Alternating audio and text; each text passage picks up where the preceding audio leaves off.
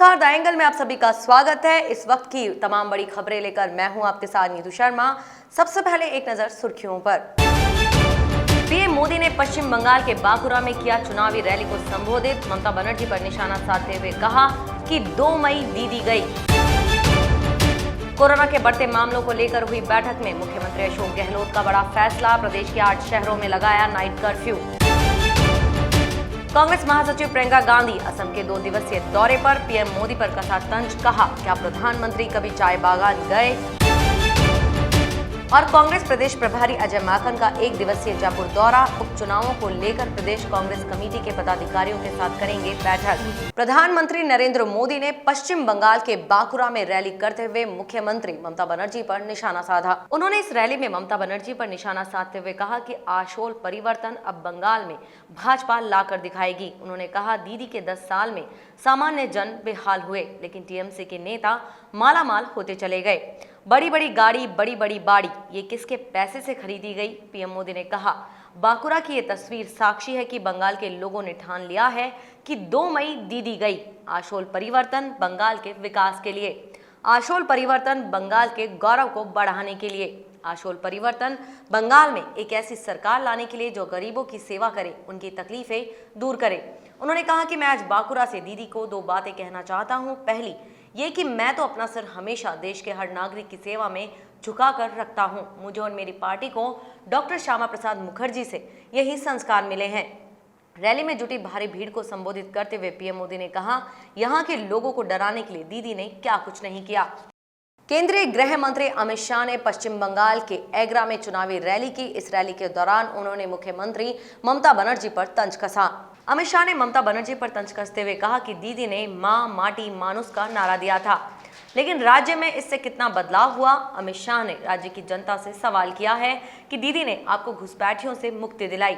अमित शाह ने कहा कि अगर हम सत्ता में आते हैं तो बंगाल को घुसपैठियों से मुक्त कर देंगे। अमित शाह की रैली में भाजपा नेता शुवेंदु अधिकारी के पिता शिशिर अधिकारी ने भी शिरकत की और औपचारिक तौर पर वो भाजपा में शामिल हो गए। इस मौके पर शिशिर ने कहा कि उन्होंने तृणमूल में जगह बनाने के लिए कठिन परिश्रम किया, लेकिन उन्हें और उनके बेटों के साथ जैसा व्यवहार किया गया उससे उन्हें पार्टी बदलने पर मजबूर होना पड़ा। हम प्रधानमंत्री नरेंद्र मोदी और गृह मंत्री अमित शाह के साथ काम करेंगे। इसके साथ ही उन्होंने जय श्री राम और भारत माता की जय के नारे लगाए। इससे पहले शिशिर ने दावा किया था कि उनके बेटे शुवेंदु अधिकारी नंदीग्राम में ममता बनर्जी को हराने में सफल होंगे। कांग्रेस के प्रदेश प्रभारी अजय माकन कल 1 दिवसीय दौरे पर जयपुर आ रहे हैं। अजय माकन प्रदेश की 3 सीटों पर होने वाले उपचुनावों को लेकर यह दौरा कर रहे हैं। इस दौरान वे मुख्यमंत्री अशोक गहलोत और पीसीसी चीफ गोविंद सिंह डोटासरा से भी मुलाकात करेंगे। उसके बाद पीसीसी में कांग्रेस के पदाधिकारियों के साथ बैठक करेंगे। इस बैठक में उपचुनाव की रणनीति को लेकर बात की जाएगी। प्रदेश में 3 विधानसभा सीटों पर होने वाले उपचुनावों को लेकर उनका यह दौरा काफी अहम है। प्रदेश में कोरोना के बढ़ते हुए मामलों को देखते हुए मुख्यमंत्री अशोक गहलोत ने कोरोना को लेकर हुई बैठक में एक बड़ा फैसला लिया है।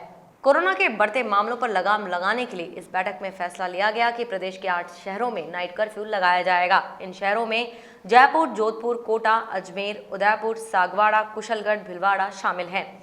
ये कर्फ्यू रात 11 बजे से सुबह 5 बजे तक लागू रहेगा। शहरी क्षेत्रों में रात 10 बजे बाद बाजार नहीं खुलेंगे। शहर के यात्रियों के लिए RT-PCR टेस्ट को अनिवार्य किया गया है। 25 मार्च से राजस्थान में आने वाले लोगों को 72 घंटे की कोरोना की नेगेटिव रिपोर्ट देनी होगी। पश्चिम बंगाल की मुख्यमंत्री ममता बनर्जी ने खुद को गधा बताते हुए कहा कि शुवेंदु अधिकारी एक गद्दार है। ममता बनर्जी ने पूर्वी मेदिनीपुर के दक्षिण कोंटाई में एक रैली को संबोधित करते हुए कहा कि उन्हें गद्दार शुवेंदु अधिकारी के बारे में समय रहते ही जानकारी नहीं मिल सकी। उन्होंने शुवेंदु अधिकारी पर आरोप लगाया कि जब वह सहकारी बैंक और राज्य सरकार के विभिन्न शीर्ष पदों पर बैठे थे तब उन्होंने 5,000 करोड़ का गबन किया था। गद्दार ने बहुत पैसा कमाया, मैं बहुत बड़ी गधी हूँ। मैं खुद को गधा इसलिए कह रही हूँ क्योंकि मुझे पता ही नहीं चल सका कि उन्होंने कई करोड़ों कमाए। मुझे किसी ने बताया है उन्होंने लगभग 5,000 करोड़ रुपए कमाए हैं। कांग्रेस महासचिव प्रियंका गांधी असम के 2 दिवसीय दौरे पर पहुंची हैं। वो 21 और 22 मार्च को आधा दर्जन जनसभाओं को संबोधित करेंगी। जोरहाट में एक जनसभा को संबोधित करते हुए प्रियंका ने प्रधानमंत्री पर तंज कसा। कांग्रेस महासचिव ने पूछा क्या प्रधानमंत्री कभी चाय बागान गए, वहां महिला कार्यकर्ताओं से मिले, चाय बागान में मजदूरों को दिहाड़ी के रूप में 350 रुपए प्रतिदिन देने का वादा करने वाले पीएम को अभी तक इनका दर्द महसूस नहीं हुआ है। प्रियंका ने आगे कहा, हम भाजपा को कड़ी टक्कर दे रहे हैं, हम बहुत आश्वस्त हैं। हमारा प्रयास असम के लोगों के विकास, जरूरतों की बात करना और उनकी संस्कृति और पहचान को संरक्षित करना और उनका संरक्षण करना है। पिछले चुनाव में भाजपा ने आपसे बहुत से वादे किए थे, आपसे कहा था कि 25 लाख रोजगार मिलेंगे। क्या वो रोजगार आपको मिले? उन्होंने कहा था सीएए लागू नहीं करेंगे, लेकिन सत्ता में आते ही सीएए लागू करने की बात की। Lok Sabha speaker Om Birla corona positive पाए गए हैं, उन्हें एम्स में भर्ती कराया गया है। बताया जा रहा है कि उनकी हालत स्थिर है। ओम बिरला ने कोरोना पॉजिटिव होने की जानकारी मीडिया सेल से दी है। ओम बिरला के कोरोना पॉजिटिव होने की जानकारी मीडिया सेल ने दी है।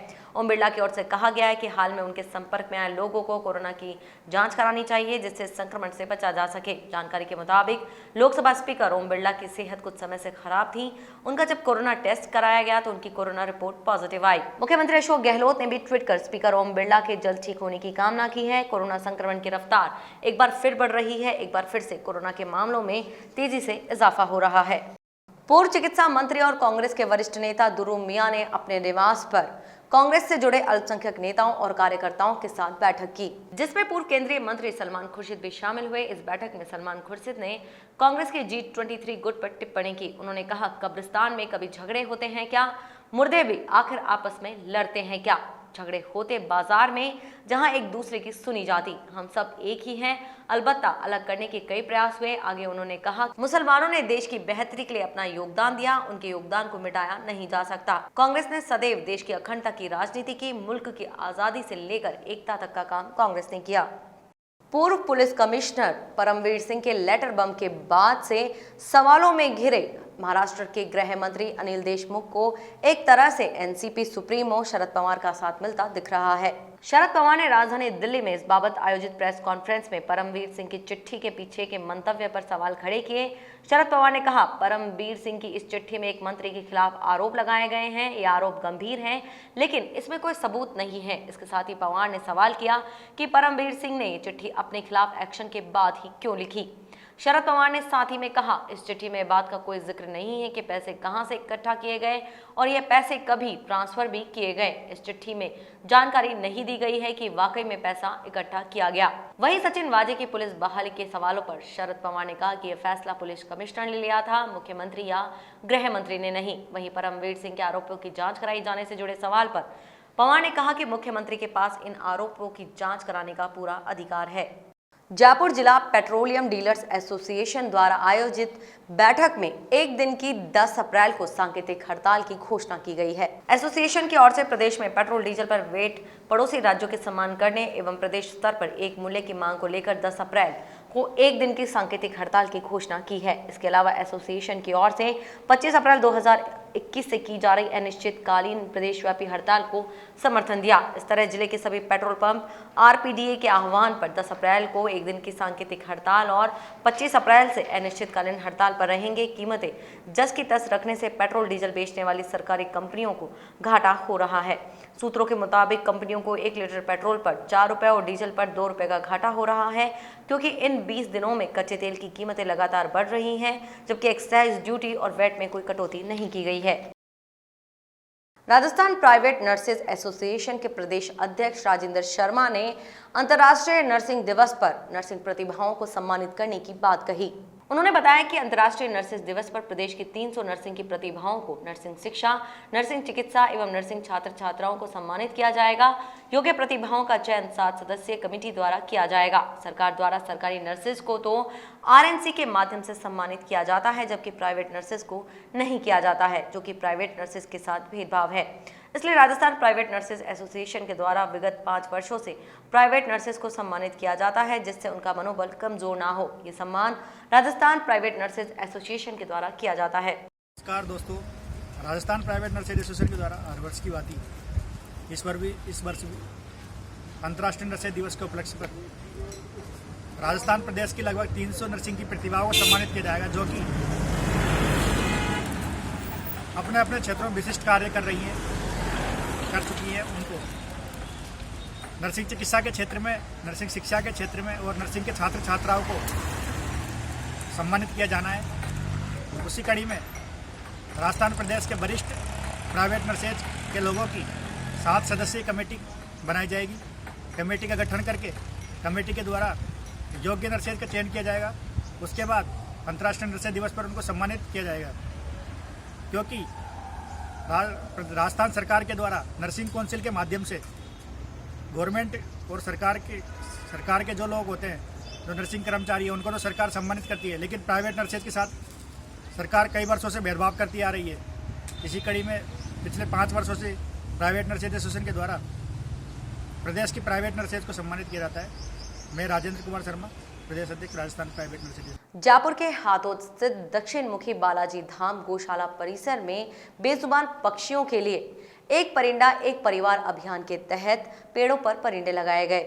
कार्यक्रम के मुख्य अतिथि स्वामी बाल मुकुंदाचार्य महाराज ने कहा, बेजुबान पंछियों के लिए अन्न एवं जल की व्यवस्था करना सबसे बड़ा पुण्य कार्य है। उन्होंने कहा कि इन गर्मियों में पंछियों को प्यासा नहीं रहने दे। इस अवसर पर अंकित सेवा संस्थान के प्रदेशाध्यक्ष प्रमोद बागड़ा ने उपस्थित सभी युवाओं को एक परिंदा लगाने का संकल्प दिलाते हुए कहा, इस अभियान को प्रदेश स्तर पर व्यापक रूप से चलाया जाएगा। इस अवसर पर विश्व सनातन संघ के राष्ट्रीय उपाध्यक्ष चंद्रभान शर्मा, झोटवाड़ा महामंत्री मोहरपाल सेन, उपाध्यक्ष योगेश कुमावत, आरएस एसोसिएट के निदेशक राकेश कुमावत ने कहा कि लोगों में इस कार्य के प्रति जन जागृति लाकर अधिक से अधिक परिंदे लगाने का कार्य करें, ताकि बेजुबान पक्षियों को पाने के लिए भटकना नहीं पड़े। इस अवसर पर भागीरथ सिंह शेखावत, करण सिंह राठौड़, रामानंद कुमावत, रामनिवास यादव, मुकेश रोज, सुरेंद्र मिश्रा आदि ने सेवा कार्य किए। एक परिवार एक परिंदा, एक घर एक परिंदा, इस अभियान के तहत अंकित सेवा संस्थान जयपुर राजस्थान से इससे 2021 के गर्मी के प्रारंभ में हर वर्ष की भांति बेजुबान पक्षियों के लिए परिंदा लगाने का अभियान जो प्रारंभ हुआ है, आज श्री दक्षिणमुखी बालाजी हाथोद धाम गौशाला परिसर में इसकी शुरुआत की गई है। अब ये पूरे जयपुर नगर में, गांव ढाणी में और संपूर्ण राजस्थान में इस अभियान के तहत बेजुबान पक्षियों के लिए हर घर में, हर कॉलोनी में, हर पार्क में परिंदा लगाने का एक अभियान शुरू हुआ है। प्रार्थना और निवेदन है समस्त देश और प्रदेशवासियों से कि अंकित सेवा संस्थान ने ये प्रारंभ किया है श्री बालाजी जन कल्याण सेवा ट्रस्ट के सहयोग से, लेकिन ये हम सब की जिम्मेदारी बनती है कि हम अपने अपने क्षेत्रों में बेजुबान पक्षियों के लिए परिंदे लगाएं और उन पक्षियों को बचाने के लिए एक कदम आगे की ओर बढ़ाएं, क्योंकि वसुदेव कुटुंब कहते हैं एक परिवार है और इस परिवार के पक्षी पशु ये सभी सदस्य हैं और इन पक्षियों को बचाने के लिए इनकी कलकलाहट हमें सुनने को मिले, इनकी चहचहाट हमारे घर के आसपास हमें सुनने को मिले, इनकी जो वाणी की जो पॉजिटिव एनर्जी है वो हम सबको प्राप्त हो, उसके लिए इनको बचाएं और बचाने के लिए परिंदा लगाएं, कहीं ना कहीं उनको थोड़ा बहुत दाना डालें, ऐसी प्रार्थना और निवेदन है। आप सब भी जुड़िए इस अभियान से। एक परिवार एक घर एक परिंदा, अपने घर के आसपास, कॉलोनी में, पार्क में, गांव में, नगर में कहीं भी ये कार्य कर सकते हैं आप। ये पुण्य का काम है, भगवान की सेवा का ही काम मानकर इसे करें, ऐसी प्रार्थना और निवेदन है। जय सिया राम।